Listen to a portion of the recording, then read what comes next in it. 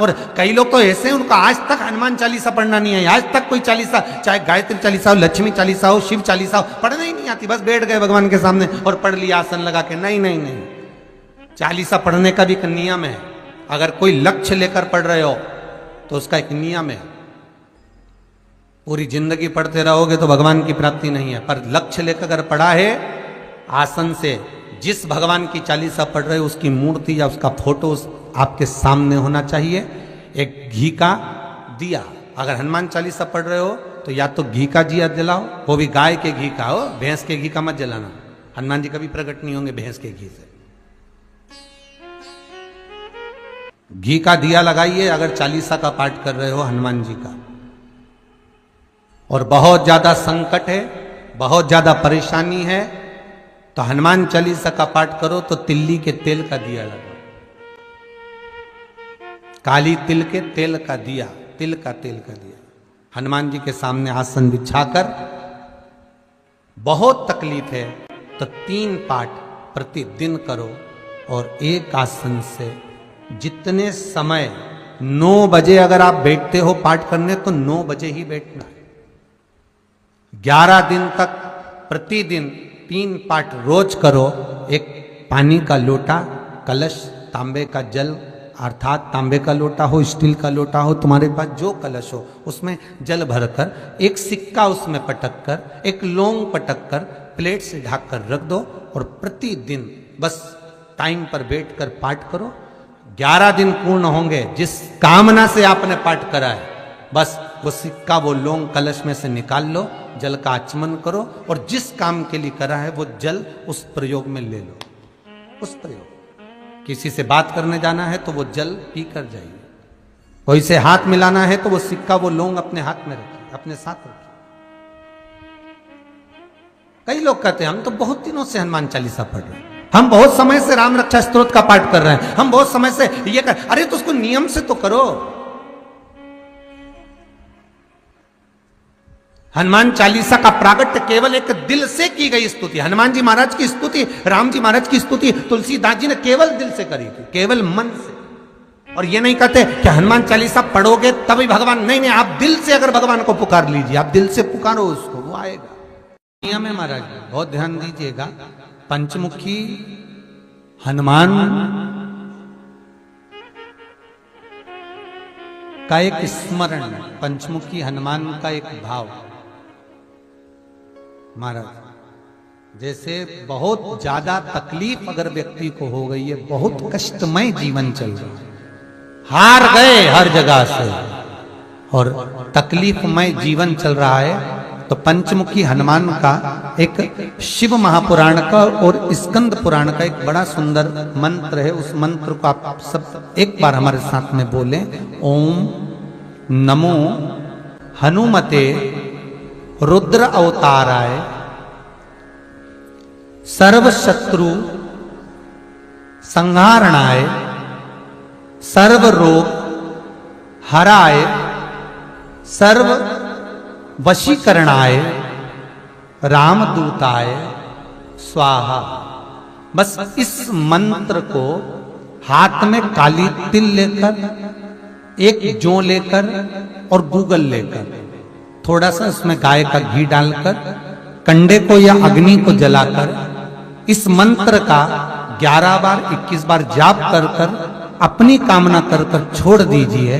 कैसा भी रोग हो, बीमारी हो, कष्ट हो, दुख हो, तकलीफ हो, 21 दिन के अंदर वो आनंद आना प्रारंभ कर देता है। इस मंत्र, स्कंद पुराण का, शिव महापुराण का ये मंत्र मूल पंचमुखी हनुमान सुख देंगे। और एक और चीज याद रखिए हमारा, यदि कोई काम के लिए जा रहे हो, कोई व्यापार के लिए जा रहे हो या नौकरी करने के लिए जा रहे हो और लगी नहीं रही, बहुत तकलीफ पा रहे हो, सर्विस ही नहीं लग रही, बहुत कष्टमय हो गया, तो निवेदन करूंगा 5 पीपल के पत्ते पर बेसन के 5 लड्डू घर में बने हुए, गाय के घी के 5 लड्डू रख लो, उस लड्डू के बीचों बीच एक आटे का दिया और उसमें तिल्ली का तेल डालकर इसी मंत्र का प्रयोग कर कर पंचमुखी हनुमान का किसी भी हनुमान के मंदिर में जाकर, दक्षिण मुखी हनुमान के मंदिर में जाकर उसको रख कर आ जाइए। इसके बाद आप उस काम के लिए जाइए, आपका काम सफल हो जाएगा। आपको किसी को नहीं कहना पड़ेगा कि हाथ जोड़ना नहीं पड़ेंगे, किसी के पांव नहीं पड़ना पड़ेंगे, तुरंत काम होगा। बस इस मंत्र का स्मरण कर कर पंचमुखी हनुमान का भूतेश्वर जो मंत्र है वो सुख देने वाला, आनंद देने वाला, सहज नहीं महाराज, सुख की खान है, आनंद की राशि में। महाराज आप कोई बहुत बड़ा काम करने जा रहे हो, बहुत बड़ा यज्ञ अनुष्ठान, विवाह, शादी आदि फंक्शन करने जा रहे हो,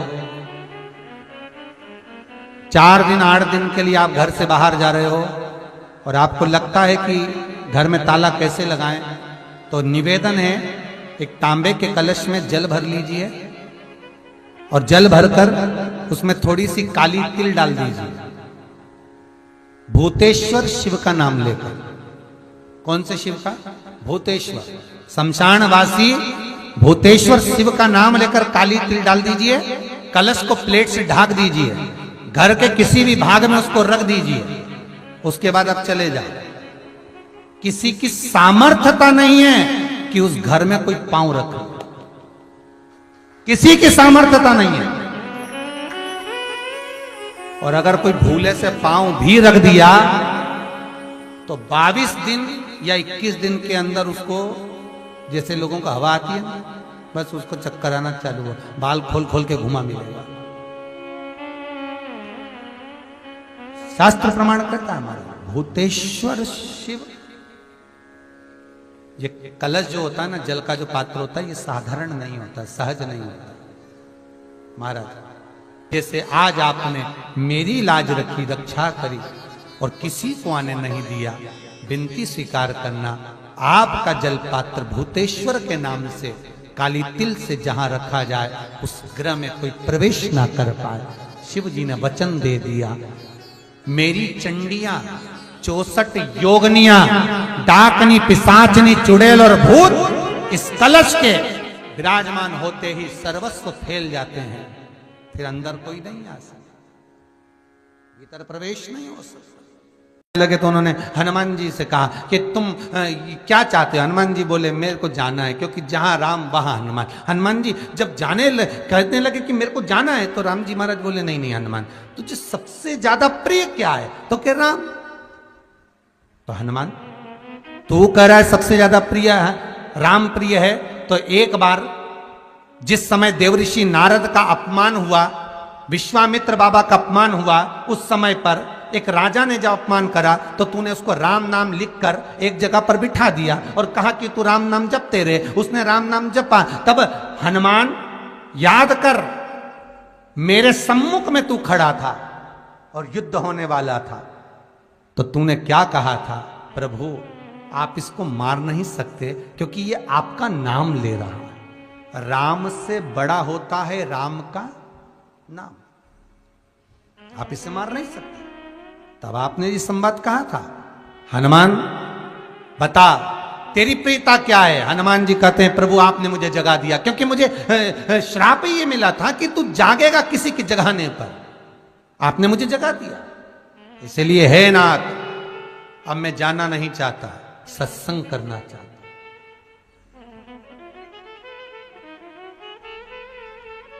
श्री राम जी का चरित्र है।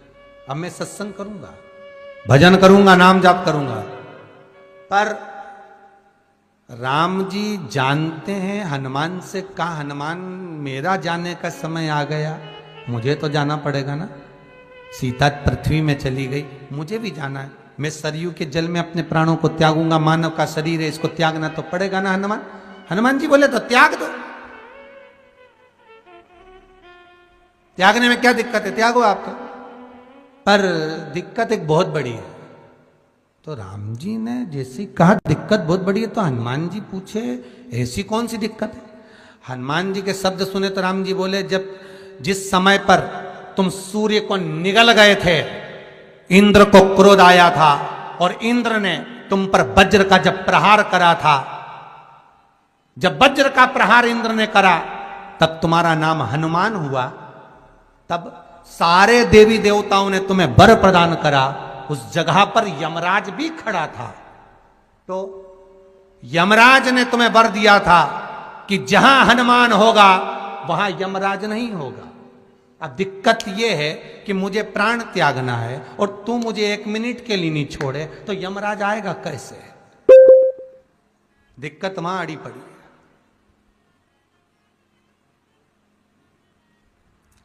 हनुमान जी मुस्कुरा के बोले राम जी महाराज से, प्रभु मैं आपके बिना रह नहीं सकता।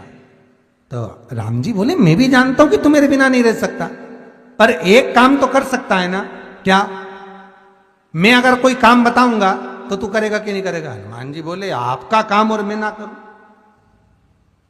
ऐसा कभी हुआ है? जरूर करूंगा। ठीक है। बस अब राम जी महाराज ने सोच लिया कि हनुमान को जाने से पहले काम पर लगाना। अब वो कौन सा काम था? बोलो रे भाई। हनुमान जी को कहां काम पर लगाया राम जी ने? किस जगह पर काम पर लगाया? अरे सभी ने रामचरितमानस सुनी है, खूब सुनी, जल्दी बताओ। राम जी महाराज ने प्राण त्यागते समय, सरयू जी में प्राणों को देते समय, राम जी ने हनुमान जी को किस काम में लगाया था? कि राम जी ने अपने हाथ की एक मुद्रिका जिस पे राम लिखा हुआ था, वो मुद्रिका एक अयोध्या की एक सरंग में जमीन में डाल दिया और हनुमान से कहा जा जरा ढूंढ के लेके आ, मैं अभी घूम कर आया। और हनुमान जी तलातल रसातल भूमि के नीचे पताल में चले गए उस मुद्रिका को ढूंढने के लिए जिस पे राम लिखा है। और हनुमान जी पूछते भी जा रहे, राम कहाँ है? राम की मुद्रिका पड़ी थी, राम की अंगूठी है। अब राम का ही सत्संग करते करते जा रहे और राम जी चले गए सरयू, क्योंकि हनुमान अगर होगा तो यमराज नहीं आ सकता। हनुमान को यहां से हटाना पड़ेगा, तब यमराज लेने के लिए आ सकता, तब यम आए। और क्योंकि यम अपने नियम को धारण करेगा, चाहे कृष्ण हो चाहे राम। वही बात फिर याद कर लीजिए, अच्छा कर्म करिए, कर्म का दंड तो भगवान को भी भोगना पड़ता है। अगर कोई अदालत में केस चल रहा है, बहुत बड़ी समस्या में आप पड़ गए, बहुत बड़ा टेंशन बिल्कुल आकर खड़ा हो गया है, तो चंदन, एक लाल चंदन बाजार में मिलता है, पूजन वालों के यहां पूछना, लाल चंदन आता है। वो लाल चंदन को घिस कर उसमें थोड़ा सा तिल्ली का तेल डालकर महाराज हाथ में चंदन को लेकर शिवलिंग पर लगाएं और बड़ के पेड़ के नीचे, बड़ के जड़ में जाकर बटकेश्वर महादेव का नाम लेकर उस चंदन को लगाएं। उसी चंदन का हाथ किसी रुमाल पर लगा लीजिए और उस रुमाल को जेब में रखकर, कोई बहुत ज्यादा दिक्कत और परेशानी है उस स्थान पर उसको लेकर बैठ जाइए। मन को भी शांति होगी, कार्य भी सफल होगा और सफलता प्राप्त होगी। बस तुमरुका जी का नाम का उसमें स्मरण करना है, कोई सहज नाम नहीं है। फिर निवेदन करूंगा, नारी अगर बच्चे को जन्म देती है और बच्चा 4 महीना 6 महीने तक गर्भ में रहता है, उसके बाद अवर्षण हो जाता है, तो एक नरियल पर, श्रीफल पर स्त्री के हाइट की मोली, मोली मतलब नाड़ा जो हाथ में बांधते हैं, लच्छा, उसको नाप लीजिए और तुमरुका जी का नाम लेकर उस नरियल पर लपेट कर अपना नाम और गोत्र बोलकर शंकर जी के शिवलिंग के पास में जो जलाधारी होती है चारों तरफ, शिवलिंग के पास में वहां रख दीजिए।